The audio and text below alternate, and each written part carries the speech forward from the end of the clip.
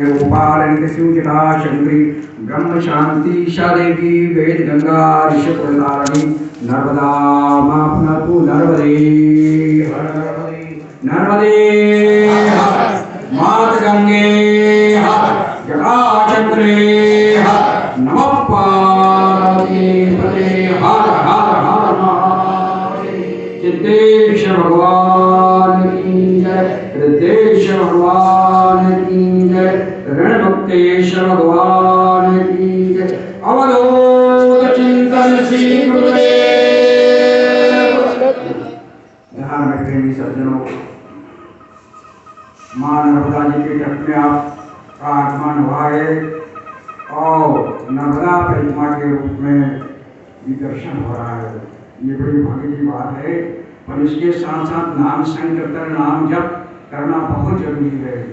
मनुष्य का मन कब लगता है कि जन्म जन्मांतरों का पुण्य परिपक्व जब उदय होता है तब इसका मन भगवान की ओर लगता है, जब तक उसका विस्मरण होता है।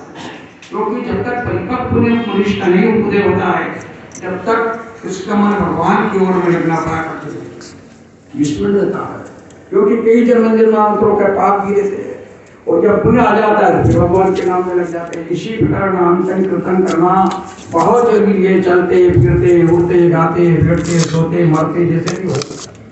इसलिए तो भगवान कहते हैं गीता में कि आप अंत समय में युक्त चित मनुष्य के पुण्य समझ में कैसे आ जाते हो, ऐसे भगवान श्री कृष्ण से पूछते हैं। तो उन्होंने यही कहा कि ये जन्म जन्मांतरों का पुण्य होता है और नाम इसमें सतत करता है और उसी के लिए उनके लिए संतक खड़ा होता है। ये सज्जनों मेरे ज्यादा बोलने की हिम्मत नहीं है, शरीर की शांत नहीं देता है थोड़ा नर्मदे।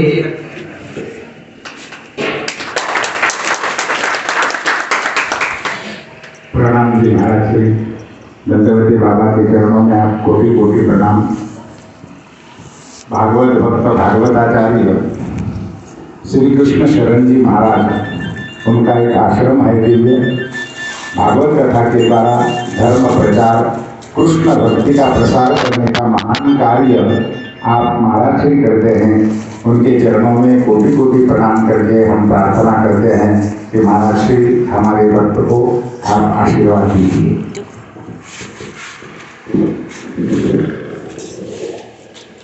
सच्चिदानंद रूपाय विश्वोत्पत्त्याय हेतवे तापत्रय विनाशाय श्रीकृष्णाय नमः।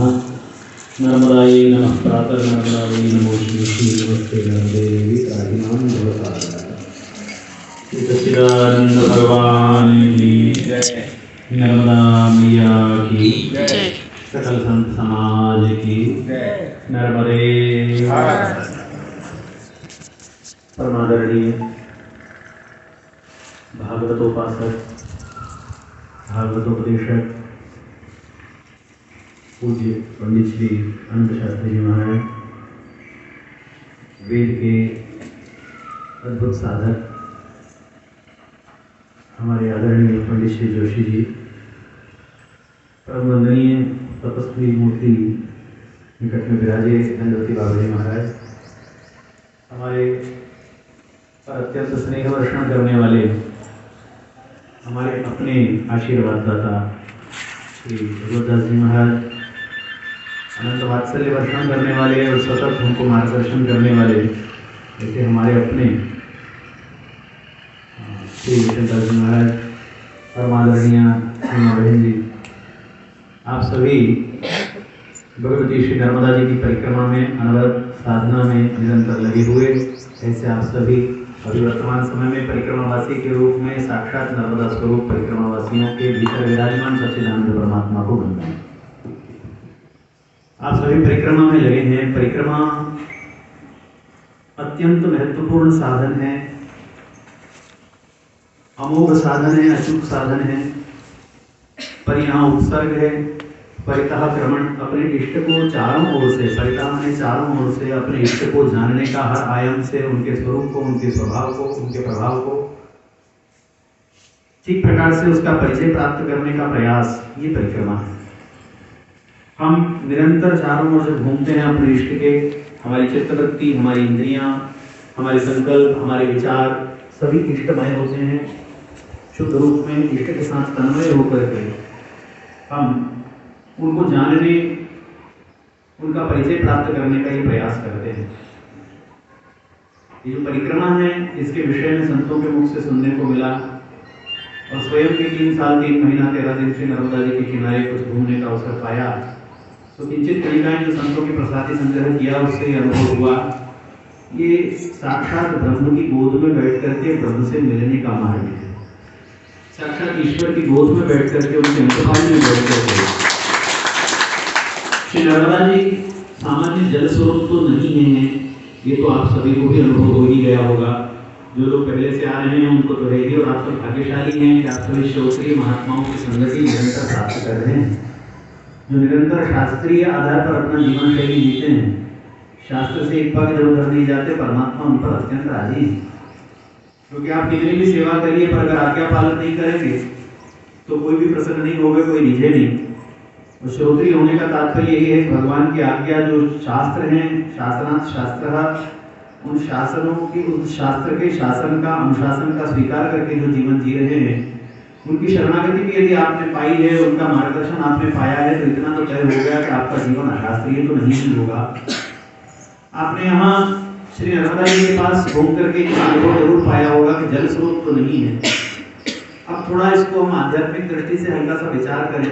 हमसे जब ये बार बार पूछा गया कि श्री नर्मदा जी की परिक्रमा का फल क्या होगा, उसका परिफलन प्रतिफलन क्या होगा, तो यहाँ बहुत प्रचलित है सामान्य अवधारणा में कि कोई रिद्धि सिद्धियां तो प्राप्त हो जाएंगी।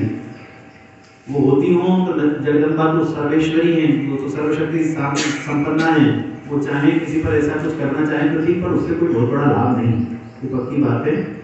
श्री नर्मदा जी साक्षात सांब सदाशिव ही है।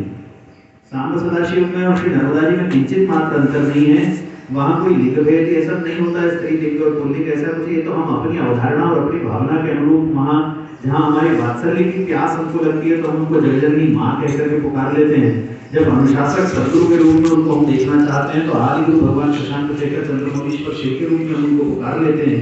ये हमारी अपनी भावनाओं का पूरा का पूरा विस्तार है, पर सच बात तो ये है वो सच्चिदानंद ही है, और वो स्वयं ही द्रवीभूत होकर के श्री नर्मदा जी के रूप में निरंतर प्रवाहित होकर हम सभी को दिखाई देता है। लोग प्रश्न पूछते थे आपको नर्मदा का दर्शन तो जरूर हुआ होगा, तो हमारे मन में एक बड़ा विस्मय होता था कि हो ही तो रहा है, 24 घंटा तो ही हो रहा है, अगर इसमें आपका विश्वास नहीं है तो फिर और कभी होने वाला भी नहीं है।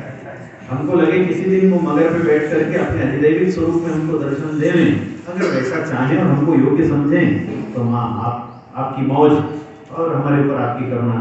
पर यदि वैसे न भी दो तो हमको वैसे किसी दर्शन का आपके अस्तित्व के प्रमाण के लिए आवश्यकता भी नहीं है, क्योंकि आपकी करुणा को देख करके आपके अस्तित्व के प्रमाण आप हो। आप जल स्रोत नहीं हो, आप साक्षात सच्चिदानंदमयी हो, आप साक्षात वात्सल्यमयी जगदम्बा हो, आप पराम्बा हो, आप माँ हो। आपकी करुणा का हमने निरंतर अनुभव पा रहे हैं और संतों से सुन सुन करके कणिकाएं संग्रह समग्र रूप में तो कोई जान ही नहीं पाएगा, ऐसा लगता है, मिलेगी तो कणिकाएं ही। जो शिव घनीभूत रूप में विश्वास कहे जाते हैं। श्रीमद् रामचरितमानस के आरंभ में श्री गोस्वामी जी कहते हैं भवानी शंकरौ वंदे श्रद्धा विश्वास रूपिणौ याभ्याम विना न पश्यन्ति सिद्धः स्वन्तस्तमीश्वरम्। श्रद्धा और विश्वास के बिना अंतःकरण में विराजमान परमात्मा भी दृष्टिगोचर नहीं होता। ये दो दृष्टियां हैं, ये दो नेत्र हैं, श्रद्धा और विश्वास। श्रद्धा का तात्पर्य शास्त्र से, गुरु वाक्य से सत्य बुद्धिवधारणा। श्री शंकराचार्य भगवत्पाद कहते हैं शास्त्रों में और गुरुदेव के वाक्यों में चाहे मेरा अनुभव अभी हुआ या नहीं हुआ, पर बात सच्ची है। मैं अपने आप को उस स्तर पर साधना के माध्यम से लाऊंगा जब वो बात समझूंगा।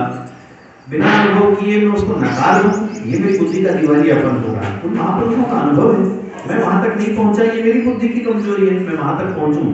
और विश्वास का तात्पर्य, एक बात ध्यान रखिएगा, जब आप परिक्रमा का आरंभ करते हैं तो श्रद्धा लेकर के चलते हैं। आपने कहीं सुना है, आपने कहीं थोड़ा जाना है, थोड़ा आपने कहीं पढ़ लिया है, इसलिए आप चल पड़े। किसी को सुना, उसने गया, कुछ अच्छा अनुभव तो चल पड़े, ये श्रद्धा थी। पर जब आप 3 साल अथवा तो जो भी अवधि आप जब पूरा करके श्री नर्मदा जी के चारों ओर घूम करके वापस आके खड़े होते हैं तो आपके जीवन का अपना अनुभव उस श्रद्धा को विश्वास में परिणत कर देता है। और यही परिक्रमा का वास्तविक प्रतिफलन है। आप जब चले थे तो आप कुछ और थे, अगर परिक्रमा पूरी करने के बाद आप भीतर से एकदम रिलैक्स, एकदम शांत, एकदम परमात्मा निर्भर हो गए हैं शुद्ध रूप में, तो आप अपने भीतर जो परिवर्तन अनुभव कर रहे हैं तो आप मानिएगा कि परिक्रमा सार्थक हो गई है। और पूरा घूमने के बाद भी अगर आपको लगता है कि आंतरिक किसी प्रकार का कोई परिवर्तन नहीं हुआ है तो फिर परिक्रमा नहीं हुई है, पर्यटन हुआ है, ये थोड़ा मान लीजिएगा।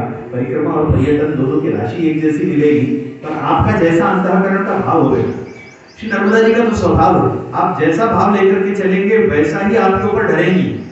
वैसा ही आप अगर सिर्फ इतना सोचते हैं कि मेरे शरीर में कोई रोग हो गया है, उस रोग की निवृत्ति हो जाए तो वो तो होगी ही होगी, इसमें कोई दो मत नहीं, आप विश्वास कीजिए। पर यदि आप ये सोचेंगे कि जो शरीर के रोग की निवृत्ति कर सकती वो अनंत अनंत युगों से अनंत अनंत जन्मों से फंसे हुए मानस रोगों की निवृत्ति नहीं कर सकती है क्या? अगर आप ये भाव लेकर के चलेंगे तो आप देखेंगे कि वापस लौटने के बाद आप परिशुद्ध होकर के।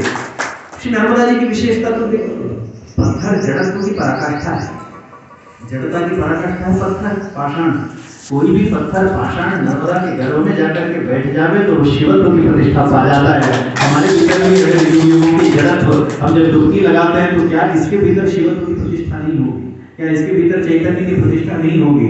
आप उस विश्वास को लेकर के अधिदैविक स्वरूप में उस विश्वास को लेकर के जब अपने घर लौटे तो नर्मदा जी का एक बार ऊंचे स्वर से जय घोष जरूर कीजिएगा कि धन्य हो माँ, ये जो मैं जन्मों जन्मों में बहुत पुस्तकें पढ़ के बहुत प्रयास करके भी जिस विश्वास की सिद्धि संसिद्धि नहीं प्राप्त कर सकता था, वो आपकी शरणागति में आकर के मेरे भीतर अगर भरोसा सुदृढ़ हो गया तो फिर आप चाहे यहाँ से 100 किलोमीटर रहिए, चाहे कनाडा रहिए, चाहे अमेरिका रहिए, आप परिक्रमा में ही रहेंगे। आप परिक्रमा एक बार जिसने किया उसकी परिक्रमा कभी फिर समाप्त होती नहीं, वो निरंतर जहां भी रहता है। आप जहां भी रहेंगे ब्रह्म का ही तो आप परिक्रमण करते रहेंगे।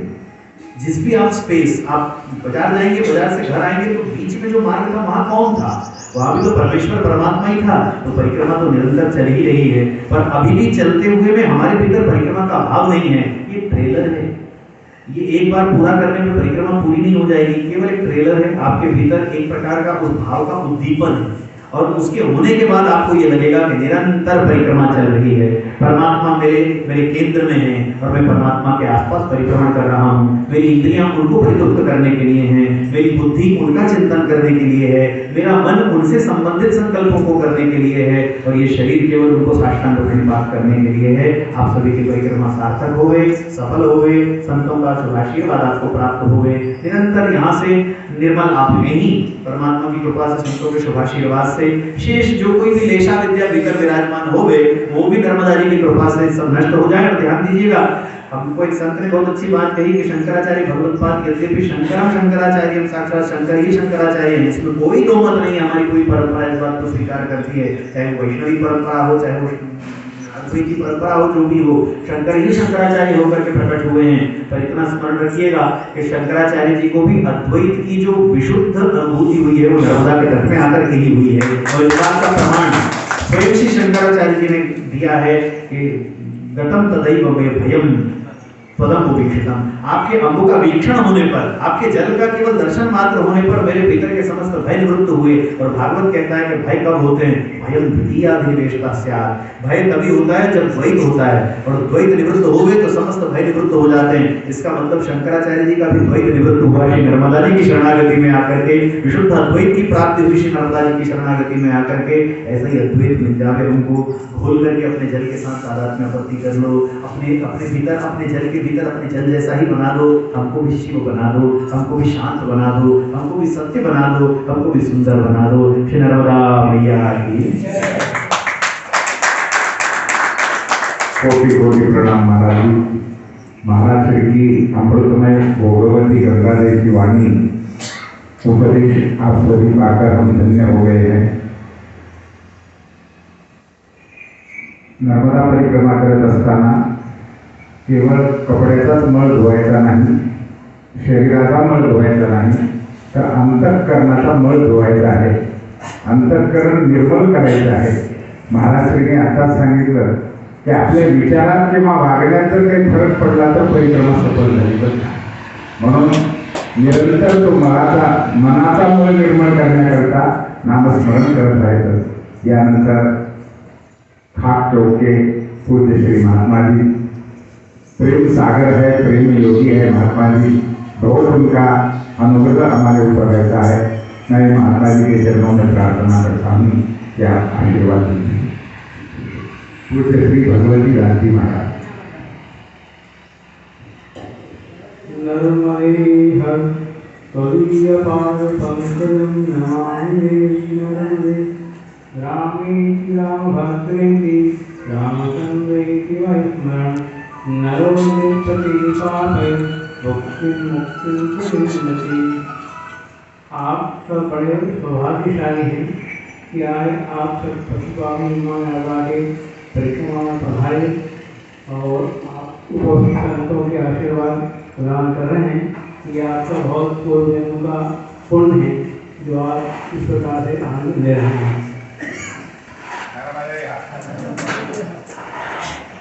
कोटि कोटि प्रणाम महाराज जी। आप सभी संतों ने अपना अमूल्य समय हमको देकर हमारे मराठी में आरसावल गंगा ऐसी बोली बात है कि हरिश्री ऊपर गंगा मैया का प्रवाह स्वयं आकर वो पावन करती है। ऐसा सभी संतों ने यहाँ आकर हमको दर्शन दिए, आशीर्वाद दिए और हमको पावन किया। इसलिए हम सब भक्तगण आपके चरणों में कोटि कोटि प्रणाम करते हैं। माता दुर्गा जी 2 मिनट आशीर्वाद। माता जी पूज्य श्री महाराज जी की सेवा में थे, बहुत प्रेममय उनका स्वभाव है। मैं उनके चरणों में प्रार्थना करता हूँ, आशीर्वाद दें।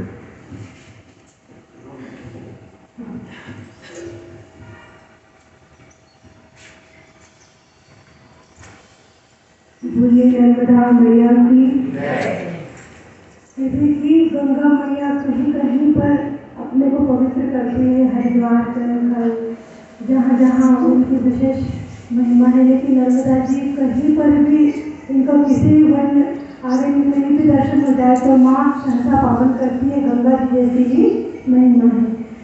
इसलिए कि जब नर्मदा जी प्रकट हुई थी तब भगवान शंकर जी के पसीने की बूंद से प्रकट हुई मैया।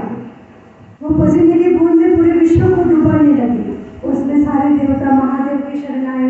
संक्षिप्त में थोड़ी सी मैं बोलती हूँ। और फिर बाद में नर्मदा मैया को सबने मनाया, महादेव जी ने मनाया कि बेटी तुम अपना सूक्ष्म थोड़ा छोटा रूप ले लो, नहीं तो ये समस्त संसार कहाँ जाएगा। तो माँ ने बोला कि पहले मैं वरदान लूँगी फिर मैं अपना छोटा स्वरूप करूँगी। तो माँ ने वरदान दिया कि जो गंगा में स्नान करने का जो पुण्य है वो मेरे दर्शन से ही जीव मात्र को मिलना चाहिए। तो गंगा में जब हम स्नान करते हैं उसका पुण्य नर्मदा जी के दर्शन से ही होता है। ऐसी माँ पतित पावनी नर्मदा मैया है।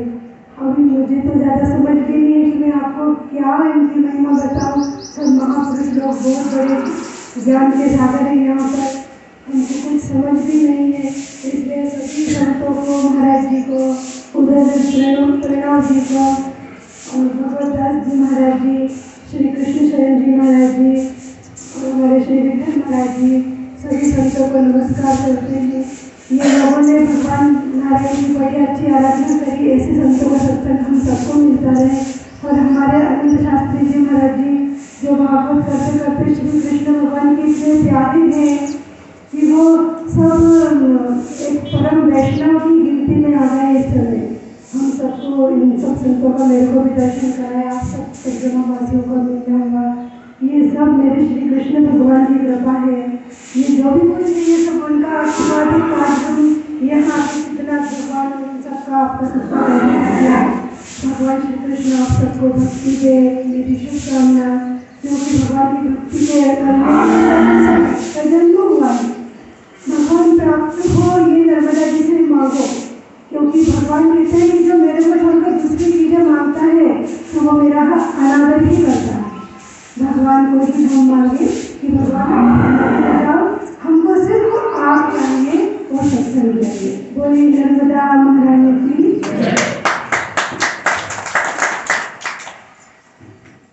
प्रणाम माता जी। पूज्य श्री प्रेम योगी विठल जी महाराज खरं जन्मभूमी कर्नाटक, कर्मभूमी साधनाभूमी गोंदावली म्हणजे महाराष्ट्र आणि आता कर्मभूमी मध्य प्रदेश नर्मदा तीर। महाराष्ट्रींचा अधिकार खूप मोठा आहे। जे बोलतात त्याप्रमाणे महाराष्ट्रींचं वागणं आहे।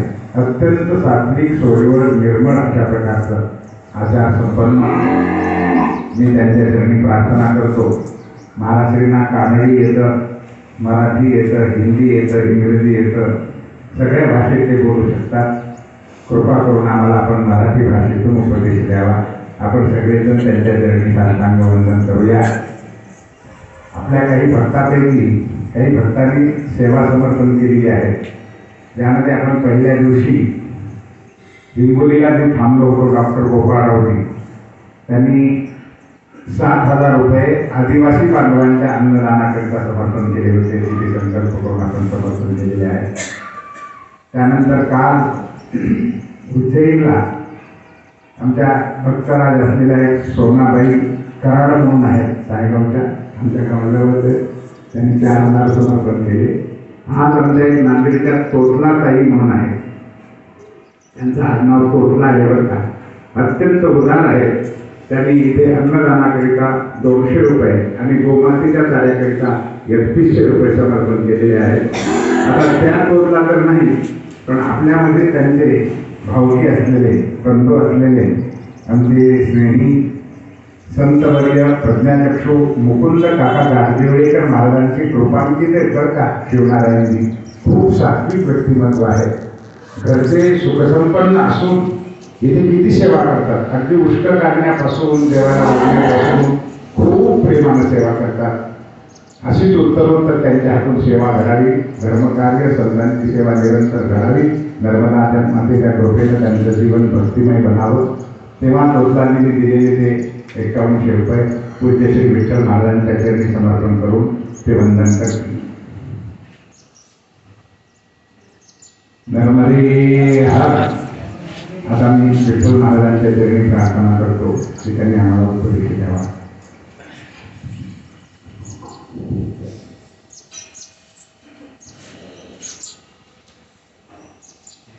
सदा सर्वदा हे तुझा घ्यावा, तुझे कारणी ते माझा पडावा. उपेक्षो नको गुणवंता म्हणता, रघुनायका मागणी हेची आता. नर्मदा नमः प्राकर नर्मदाय नमोषे, नमस्तु नर्मदे तुभ्यं त्राहिमां भवसागरा. आज का परिक्रमावासियों का उनका मन का इच्छा से इधर संत पूजन, संतों का वचन जो कार्यक्रम चल रहे, ये एक महत्व, मतलब हमारा जीवन का एक महत्व घटना जब घटता है, इसको कोई न कोई कारणभूत हो जाता है, क्योंकि ऐसे नहीं होते. इसके लिए एक छोटा सा उदाहरण, एक गाव में 4 लोक वयस्कर ते बाहेर फिरण्यासाठी जात होते आणि जाऊन ते काय करायचं, 2 बाहेर गेले होते. इकडे रस्त्यामध्ये 2 पत्थर पडले होते. ते लोक 4 लोक काय करायचं, एक पत्थरावर बसायचं आणि तंबाखू खायचं आणि दुसरा पत्थरावर ठोकायचं, असं करत होते आणि कित्येक वर्ष. आणि नंतर काय झालं, एक दिवस सहज इकडे एक शिल्पी ते जात होते, त्यांच्या दृष्टीवर त्यांना बघितले, 2 पत्थर जे पडले होते ते सहज बघितले, त्याच्यामध्ये ते लोक फुकत होते. ते पत्थर त्यांना म्हटले त्याच्यामध्ये काही वैशिष्ट्य आहे, म्हणून त्या पत्थर घेऊन गेले आणि एक सुंदर ते ईश्वराची म्हणा, कृष्णाची म्हणा, आणि एक मूर्ती केली त्याच्यामध्ये. आणि मूर्ती केल्यानंतर एक गावाची श्रीमंतला ते मूर्ती पाहिजे होती. ते सहज इकडे आले आणि ते मूर्ती बघितले आणि ते घेऊन त्यांना प्रतिष्ठापना करण्यासाठी नेले. आणि सहजता हे 4 लोक जे होते ना, त्यांना सुद्धा आमंत्रण दिले होते आणि ते गेले. आणि त्यांना नंतर असं वाटले, आम्ही ज्या पत्थरावर आणि दगडावर ठोकत होते ते आता महान होऊन गेले. आणि कशामुळे, ते शिल्पीकार जे होते त्यांच्या दृष्टी, म्हणजे आपल्यावर गुरुची जब कृपादृष्टी होऊन जाते आणि सहज त्या मराठीमध्ये सांगतात, आपण सारखे तरी तत्काळ, तसं आपण ते गुरुची सानिध्यमध्ये.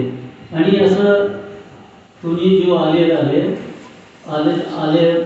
परिक्रमाला आलेला आहे, ते आपल्या अनंतशास्त्री महाराज जो आहे ते पहिला पायीने, मग नंतर आणि त्यांच्या दृष्टीमध्ये ते परिक्रमा म्हणजे सूरपाणीची झाडीची जो लोक होते त्यांना बघितल्याबरोबर त्यांना असं वाटलं आपल्याला काहीतरी त्यांना मदत करायला पाहिजे, असं म्हणून त्यांना खूप त्या लोकांसाठी आणि कपडे आणि त्या लोक सांगितले आपल्याला आम्ही जीवनामध्ये खाल्लेले नाही असं पुरी खीर नाही श्रीखंड पुरी ते 2-3 ठिकाणीमध्ये केलेले ते म्हणजे हजारो लोक आले होते, हजारो लोक तिथे आले होते आणि सगळ्यांना कपडे आणि मृष्टान्न भोजन ते म्हणजे आपल्याला स्वप्नामध्ये सुद्धा आम्ही बघितले नव्हते असं आपल्याला ते भोजनाची व्यवस्था ते अनंतशास्त्री महाराजांनी केली. असं त्यांच्या पहिल्यापासून ते लोकांसाठी तिकडे गरिबासाठी त्याच्यामध्ये सुद्धा भागवतामध्ये ते सांगतात ते जेव्हा रुक्मिणी संयोग असते त्यावेळी कपडे घेऊन आले तर तुम्ही एकीकडे ठेवून द्या, मग नंतर आपण ते सगळे वाटून देऊ असं त्यांच्या हे असते. मग सगळे असंच करत आहेत आतापर्यंत. म्हणजे असं आध्यात्मिक जो त्यांचा प्रवास जो आहे त्याच्यामध्ये आपल्याला ते सहभागी होणे हे आपल्याला थोडा महत्त्व आपल्या एक पुण्य का महत्त्व असं समजून घ्यायला पाहिजे. म्हणजे काय असेल ते अध्यात्म इकडे काय आहे नर्मदा किनारे जो आहे ते सहज अध्यात्म कोणी इकडे आले साधक येऊन 3 वर्ष 3 महिना 13 दिवस इकडे तपश्चर्या केले नाहीतर परिक्रमा केली तर ते सिद्धच होऊन जाते ते आहे. परंतु आपल्याला एवढा टाइम नाही आणि प्रापंचिक असल्यामुळे ग्रहस्थ असल्यामुळे आपल्याला कार्य हे जो कर्तव्य जो आहे अलग आहे वेगळंच आहे. त्यामुळे जेवढं आपल्याला समय मिळेल एवढ्यामध्ये आपल्याला परिपूर्णता जी नर्मदाची जी कृपा आहे ते संपादन करण्यासाठीच आपल्या असं काहीतरी एक ते गुरुजी का महाराजी का असं आधार चाहिए. ते आधार आपल्याला सहजता मिळेल ते सुद्धा वर्षानुवर्षांच्या इकडे परिक्रमामध्ये त्यांचा अनुभव तुम्ही सगळे ऐकलेला आहे आणि आपल्या सुद्धा महाराजांची जे प्रवचन ऐकलेलं आहे सगळे आता कलश भरलेले आहे. जास्त त्याच्यामध्ये भरण्याची आवश्यकता नाही, परंतु हे जो नेमावर जो आहे ते आध्यात्मिक भूमी आहे. त्याच्यामध्ये आपल्या जो आश्रम आहे त्याच्या वैशिष्ट्य म्हणजे तिथे आपल्या पहिला महाराज जे होते ते विश्वनाथ प्रकाश ब्रह्मचारी महाराज जे होते ते 12 वर्ष असे तपश्चर्या केली की आपल्याला इकडे सिद्धनाथ मंदिरमध्ये मारुती मंदिर आहे, मारुती मंदिरमध्ये एक लहान खोली आहे ते खोलीमध्ये राहत होते आणि सकाळी 4 वाजता उठायचं ते मणिगिरी पर्वत आहे त्याचे परिक्रम करायचं आणि नर्मदा स्नान करून एक वेळे आत जाऊन दरवाजा बंद केले ना मग सूर्य झाला तर उघडायचं. असं 1 दिन 2 दिवस नाही ते 12 वर्ष केले असं. आणि त्यांचे दुसरं वैशिष्ट्य म्हणजे ते नर्मदा जयंती जो आहे त्यांना सुरू केले. पहिला कोणाला माहित नाही तिकडे सिद्धनाथ मंदिर जो आहे 5000 वर्ष पूर्वीचे आहे. ते पासून कित्येक सिद्ध मुनी महात्मा लोक आणि संत होऊन गेले, परंतु कोणाची मनामध्ये असं नाही आले की आम्ही नर्मदा जयंती करू. परंतु महाराजचे योग असं होते त्यांच्या हाताने हे व्हायला पाहिजे होते म्हणून महाराजांनी सुरू केले. त्यामुळे असं त्यांचे वैशिष्ट्य आहे. मग नंतर आपल्याला सांगलीची महाराष्ट्राचे ते घनश्यामजी महाराजी त्यांच्यानंतर झालं ते 13 मध्ये महाराजी शांत झाल्यानंतर मी कर्नाटकी आहे तरी सुद्धा थोडा मी मराठी थोडा शब्द बोलतो. ते मी आता इकडची व्यवस्था बघत आहे आणि इकडे जो परिक्रमाची आहे त्यांच्या इच्छा असं असते आपल्याला काहीतरी एक अनुभव येऊ दे, नर्मदा मैया आपल्यावर प्रसन्न आहे का नाही हे आपल्याला कळू दे. परंतु जेव्हा कळते आम्ही घरी गेल्यानंतर आता तुम्ही सगळे व्यस्त आहे इकडे तुम्हाला कळत नाही तुम्हाला तुमच्यावर काय प्रभाव झालेले आहे तुम्हाला कळत नाही आणि असं कळण्याची सुद्धा हे नाही. तुम्ही व्यस्त असतो आणि इकडे जायला तिकडे इकडे जायला तिकडे पुढे जायचं आणि तिकडे बघा इकडे बघा असं आपल्याला व्यस्त असतो. त्याच्यामध्ये आपल्याला नर्मदा कृपा झाला तर नाही कसं कळेल. मग तुम्ही घरी गेल्यानंतर तुमच्या मनामध्ये असं आपलं परिवर्तन व्हायला पाहिजे. महाराज सांगितले परिवर्तन व्हायला पाहिजे की आम्ही आता आपल्या जीवन अध्यात्ममध्ये घालू आपल्याला अध्यात्म म्हणजे आपल्याला थोडा पाऊल टाकायचं आहे. त्यामध्ये जिकडे आपल्याला जो समय मिळेला आहे, अजून अर्धा परिक्रमा आहे तुमच्या, त्यामध्ये आपण निर्धार करायला पाहिजे की घरी गेल्यानंतर मी 1 तास फक्त मी माझ्यासाठी ठेवून घेणार आणि त्याच्यामध्ये मी जप तप जो बी हो वाचन आणि भजन जो मी करणार आहे असं आपण निर्धार केले ना मग होते. म्हणून ते सांगतात ना रामदास स्वामी तेच सांगितले, पहिला करायला पाहिजे मग नंतर आपल्याला काय ना सिद्धी होईल. मग केले नाही तर काय होणार आहे. म्हणून आपल्याला तयार व्हायला पाहिजे पहिला. म्हणून आपल्याला हे परिक्रम जो आहे ते परिक्रमा आपल्याला पूर्ण तयारी आहे ते आपण करून घेतलं. ते नर्मदा कृपा जो आहे परंतु ते झालं नाही तर आपण बघण्यासाठी आपण थोडं साधन करायला लागते. त्यामुळे घरी गेल्यानंतर आपण 1 तास बसून आपल्याला जो आतापर्यंत जो झालेला आहे त्याला मनामध्ये घेऊन आणि इकडे असं झालं या महात्मा असं सांगितलं असं आपल्याला करत गेले ना मग तुमच्याला नर्मदा कृपाची काही ना काही ते सूचना तुम्हाला होईल. म्हणून ते आता तुम्ही ते अजून 8 दिवसामध्ये जे होणार आहे तुम्हाला परिक्रम पूर्ण होणार आहे त्याच्यामध्ये तुम्ही निर्धार करून द्या की आता मी फक्त अध्यात्मध्येच माझ्या जीवनाची जास्त वेळ घालणार आहे. नाहीतर आपल्याला मुला सांगतील आपल्याला काय सांगतील, आता तुम्हाला वय झालेले गप्प बसा असं म्हणतील. ते गप्प बसा ते सांगण्यापेक्षा आपण गप्प बसण्याचे प्रयत्न आपण करायला पाहिजे.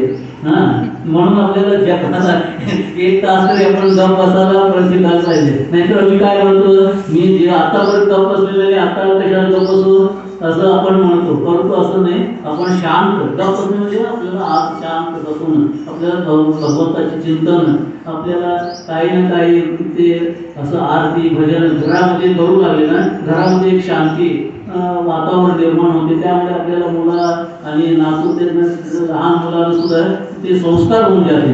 त्यामुळे आपण जास्तीत जास्त घरामध्ये काही ना काही वाचन जप करणं थोडा जोराने वाचन सुद्धा जोराने वाचायला जप करणे जोराने भजन करणे जोराने आवाजाने फक्त मनामध्ये नाही. थोडं असं केलं ना मनामध्ये एक वातावरण निर्माण होते आपल्या आणि घरामध्ये असणार ना आपल्या स्वतःला आणि बाकी लोकांना सुद्धा ते एक आनंद संतोष जो मिळणार आहे ते नर्मदा कृपा म्हणून समजून घ्यायला पाहिजे. नर्मदे झालं.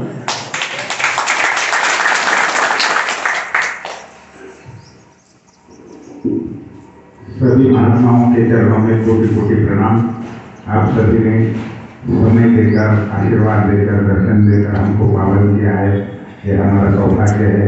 ऐसी ही कृपा ऐसा ही अनुग्रह प्रेम वृद्धिगत हो ऐसी हम नर्मदा मैया के चरणों में प्रार्थना करते हैं।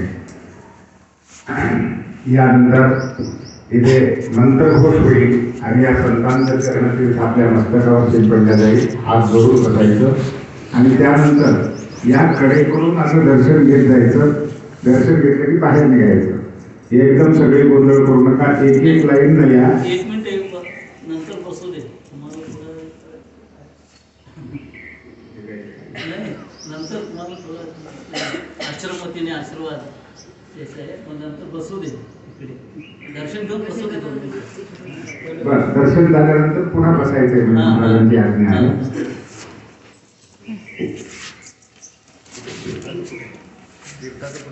इथे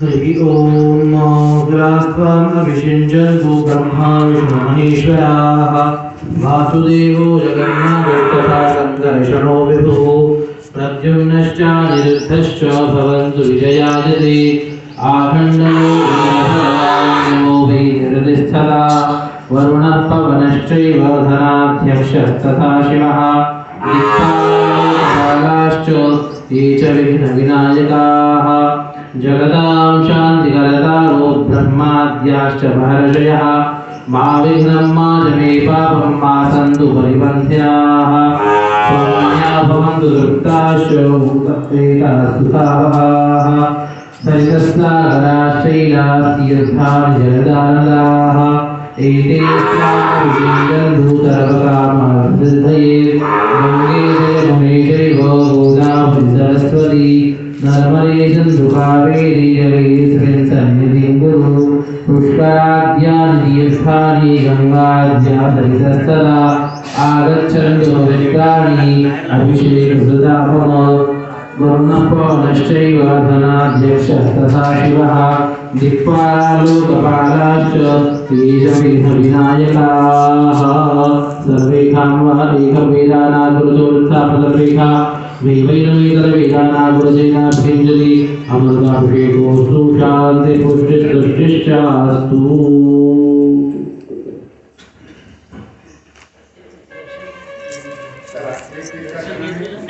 दर्शन घ्यायचं आणि पुन्हा जागेवर बसायचं.